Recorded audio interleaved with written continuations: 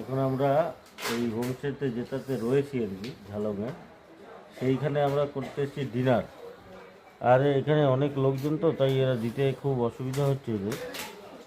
তো বানানো হয়েছে হচ্ছে ফ্রাইড রাইস আর চিলি চিকেন, মানে ওটা ওদের সুবিধা হয় আর কি। যাই হোক, তা করলাম, এখন আসছে, তাও আবার রুটি ফুটি বানাচ্ছি থেকে বলে এলাম, ভেতরে দুজনের মিয়া বিবির ঝগড়া হয়ে গেল।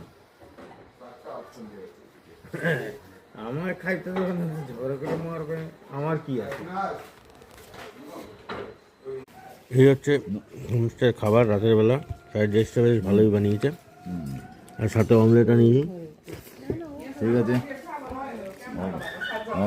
মোটামুটি চিলি চিকেন, ফ্রাইড রাইস ভালোই হয়েছে। শালিনী বললে, শালিনী ফোন করেছিল, কই বললে না ভালোই লাগছে।